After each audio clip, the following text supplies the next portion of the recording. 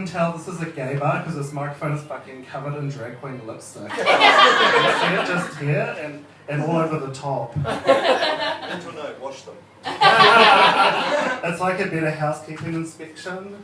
How are we doing? Well, you pass. Yeah.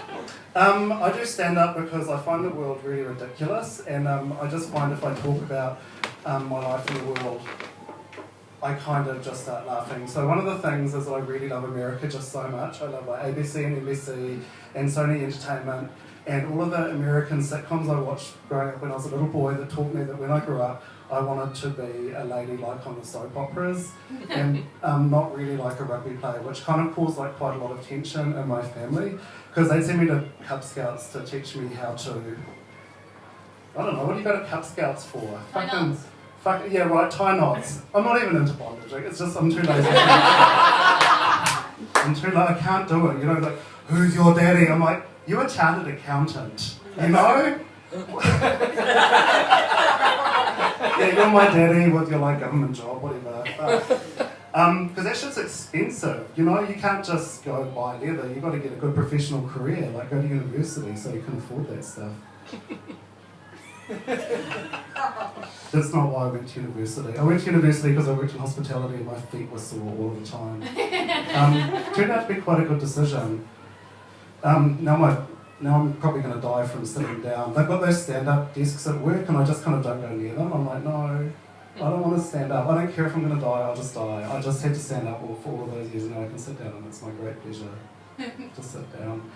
So when I was growing up, I watched a lot of American television like we all did, and I'm like 37, so it was a lot of like 80s comedy shows like Family Ties, and Family Ties taught me what was normal and that growing up in small town Ngaruawahia was quite different from Family Ties.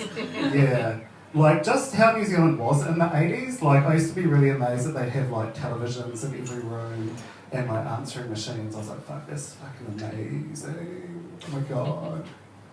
We had like a 4-digit phone number. I used to visit my auntie in Wellington and she had like a 5-digit phone number and I was like, wow, I'm in the city. This is amazing. And I went to LA for the first time recently and it was amazing. And I didn't even try and be cool. Like, you know, like some queens are like, you know, I've seen it all, it's cool. I was like, oh my god, it's amazing! Oh my god, I'm on the freeway. Oh my god, is that smog? Oh my god, it's actual smog. Oh, I'm breathing it in. That was like fun one time. And the other thing is, and this really pisses me off, New Zealanders are like, we're real embarrassed about our accent. We've got a fucking awesome accent. The reason we're embarrassed is we go to Australia and they're like, oh, you guys have got a shitty accent. Or we go to like England and it's like we're some kind of colonial, like just Hicksville. If you go to the West Coast, they're like, oh my god, you're from New Zealand? Oh, you've got such a cute accent. It's fantastic. I totally recommend you do it just one time. To get some fucking pride in your accent, it's fucking awesome. This is the only place it happens, right? Really. And it got me laid. As well. I was in LA on the Grindr things, and I was just too scared to hook up with people, right? It's fucking LA. And I'm like, I don't know if this is a good neighbourhood or a bad neighbourhood. Is this a kind of, I'm going to end up chopped up in your freezer neighbourhood? Or is it going to be like, we'll be at the pool with porn stars? I don't know. I just don't know. But I went to Portland, and Portland was like Wellington. It was really like Wellington. It was like fucking earnest people who care about the environment and shit. And I was just like, whatever. I just don't even recycle sometimes. I'm like seriously, unless you actually own the factory that makes the fucking plastic bags, the chances of making a difference are just about zero. Sorry to break it to you, activists. And if I've got some stinky cat food in my can, it's going in the trash. Hallelujah. I had these hippies over one time. I'm a real terrible hippie, but I try and pass. And they're like, oh, where's your compost bin? And I like grabbed the ice cream container out of it and I wrote compost on it. I was like, it's here. Because Wellington like has like real low tolerance for environmental badness. And I'm just so bad. I've got a fucking cat.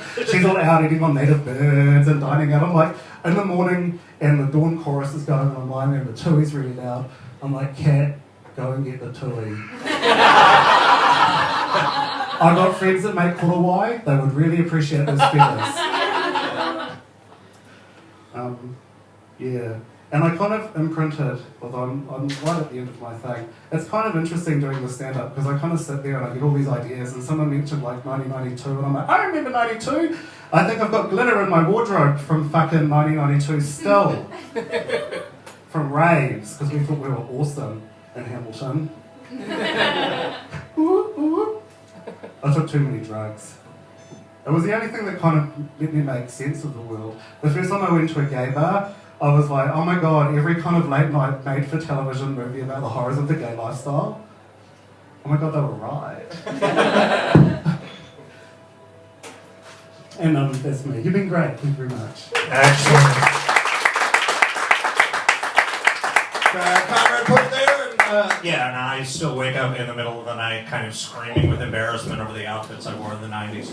I was a screamingly gay, kind of a punk rocker and very into hip-hop.